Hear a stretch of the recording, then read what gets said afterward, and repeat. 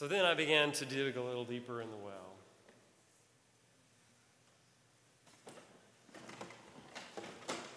The first one was my favorite for a long time, and then I found this one. And I began to realize that, these violins, they may look like a violin. And it is a violin. But there's nothing about the technique that is violin technique. You don't learn to play the violin to play this instrument. And I realized that I needed to have a relationship with each one of these instruments to know them. And also, they're very broken, and so they're very weak. They're very fragile, they're very volatile to change. They're changing all the time. And so I have to adapt as well and work with them. But yet, at no moment is there not a beautiful sound or something of beauty and value in these instruments. I was in the south of Taiwan last spring on tour and had a rare opportunity to do a VIP tour of the largest fine violin collection in the world. It's a Taiwanese businessman that just loves violins and has decided to pour his money into a collection. And he has a very comprehensive collection. People say, so you got to play a Stradivarius. Well, actually we didn't, because there was a whole row that was empty, and it was all the Stradivariuses, and they were in a photo shoot that day. But the first thing that this little Taiwanese man did is he just popped a violin in my hand. Before I could even ask, I was afraid to ask, were we going to get to play the instruments? And he just popped one in my hands. We had come straight from lunch. I haven't even washed my hands or anything. He says, oh, don't worry. And I'm holding this violin. He says, we just bought this at an auction. We actually bought two at the same time, each for $16 million.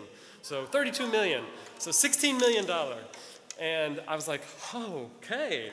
A little warning, please. And then he has bows, and I don't know if anybody knows about violinists, but there was a very famous violinist, Paganini, and another very famous violinist of the early 20th century by the name of Fritz Kreisler. And he has these two bows, and he says, this bow Paganini, this bow belongs Fritz Kreisler, which one you want? He starts doing a little dance with the bows. And I am playing the $16 million Guarneri del Gesù from the mid-1700s with Paganini's bow. And I'm thinking to myself, wow, this is it. This is beautiful. This is what we all long for. Whatever it is you're doing, if you're a horse person, you have that perfect horse in mind. If you're a musician, you're always envisioning that perfect violin. We all have our things that we sort of are, hoping for someday to find. And I had that little violin, and I started thinking, this is great, but I can't, no matter how hard I try, replicate the sounds of my little broken violins on this instrument. And so therefore, in one way or another, it is not the equivalent to this. It's not the equal. And I began to think, there's not one better than the other. They're just different. They're just different. And it had its flaws too. I'm sure if I had had enough time, I could have found them. But I began to realize that we are all broken some degree or another, but it has to do with how we are seen. In the time that we spend with people, to find, and God, I think that's what God's calling us to do, to bring out that which is beautiful and valuable in each person around us.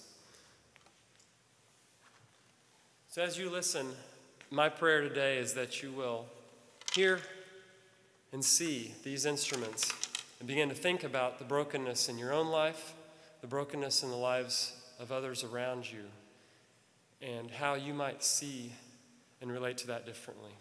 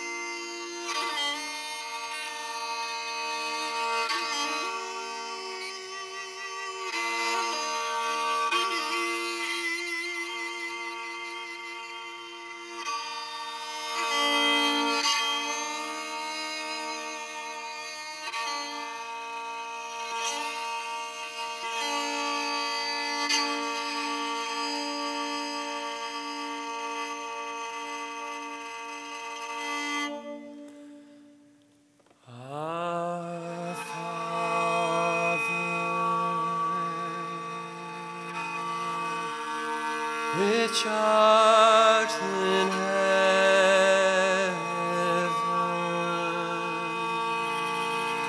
hallowed be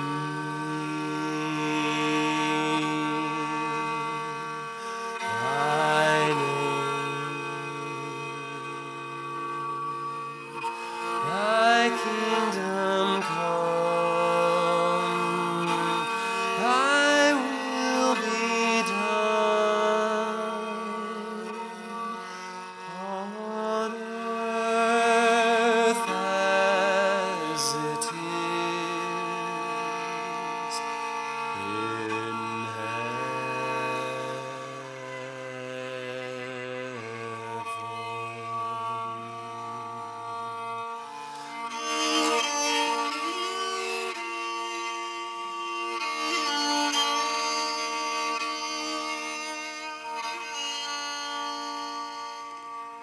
Give us this day our daily bread, and forgive us our debts, as we forgive our debtors.